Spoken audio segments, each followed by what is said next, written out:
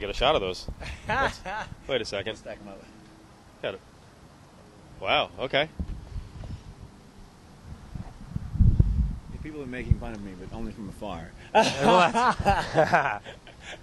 Well, you know that's I have some confidence in that. that's funny actually. You know, I get a lot of this online actually that people are like, "Oh, you're disrespectful with the fighters," and I'm like, "No, actually, I think they take it, good natured." But I do have to say, I just asked you. I'm like, those are. I'd never seen guys wear those, but as a fighter, I guess you know what you can paint your nails. You can pretty much do whatever you want because who's going to say anything? Yeah, you can do anything you want. No one really says anything. Yeah. And in fact, most people go, "Wow, that looks really cool," even though they secretly might be saying otherwise. They tell you that.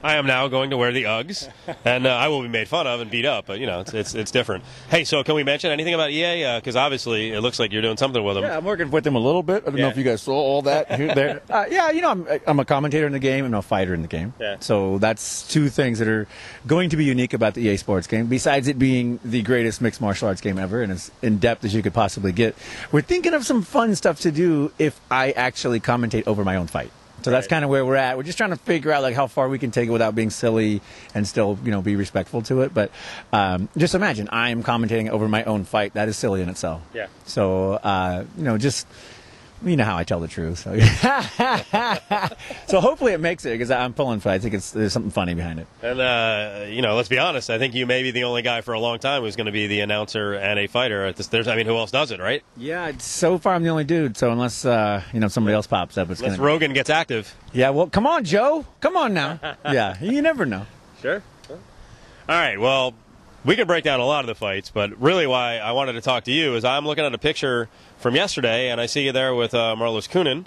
So talk about your involvement with her, and then we'll get to the fight. Sure. Honestly, besides sharing a van ride with her and confusing her for another girl, which I'm sure I'm going to get beat up for, I don't know her on any personal level, but I did have a chance to kind of conversate with her and kind of get in her vibe a little bit. Yeah. And man, I like her.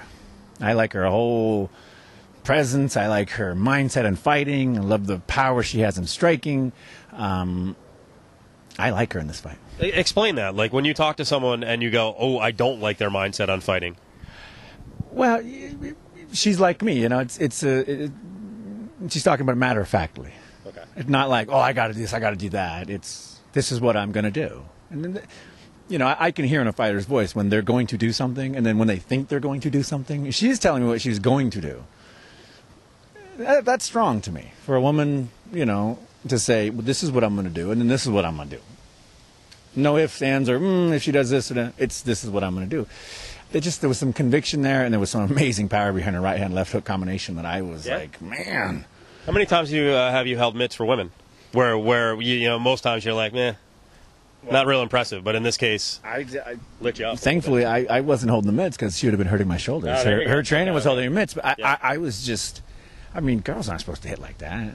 This girl can really hit, really. Cyborg, she's got a great punch, she's got a lot of power, but she's not popping punches like a boxer.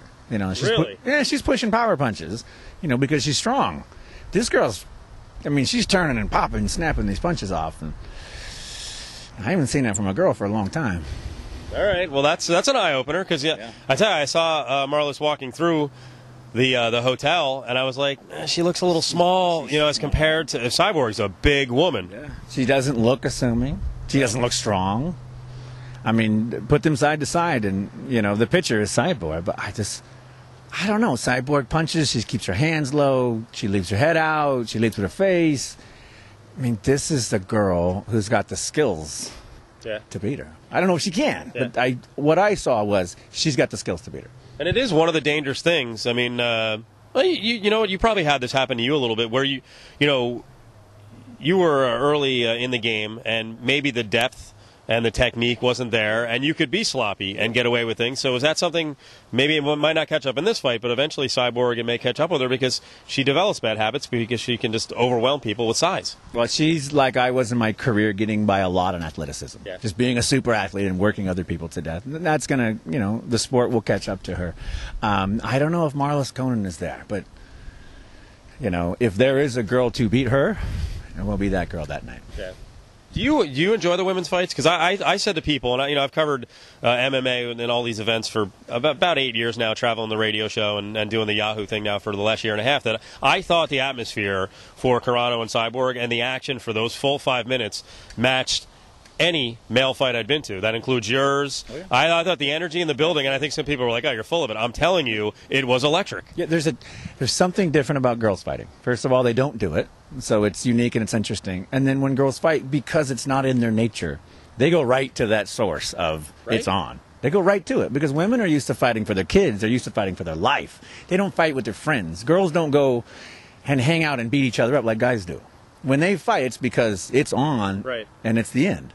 So when you put a girl in that position, you tell her to fight, what comes out is beautiful. Mm-hmm. That's my opinion. What comes out is beautiful. Yeah. I also don't think the thought is, hey, I'm going to save myself for the next fight. Here's the strategy I'm going to use. I think once it gets on, they throw.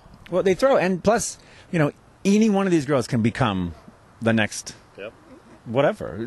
The road is open, and that's where, a lot of people don't know who Marlis is. Which means she's not carrying a big burden into the gym. She's into the ring. She's got nothing but opportunity. I'm just saying. I'm just saying. Hey, let's close on this, and I don't want to, get you sad over this, but I do want you to mention your dad and kind of, the impact, because when you think about it, not only did he have an impact on, your life and Ken's life, but really he had an impact on helping start the sport by producing, two guys who had a hunger for the sport. I mean, it's quite a legacy.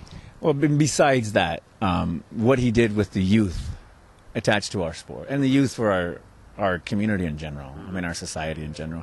Bob was one of those guys. He couldn't have kids, so every kid he took in, and he tried to help. And I joke about this. Bob was the first martial artist I ever met, and he never knew he was a martial artist. Yeah. That's the kind of guy he was. Help the other guy if you can. And that to me is, we're beating people up, but I'm helping the guy behind me. Right. Especially after I kick his butt. That's how I can tell my dad I love him. Sure. Good deal.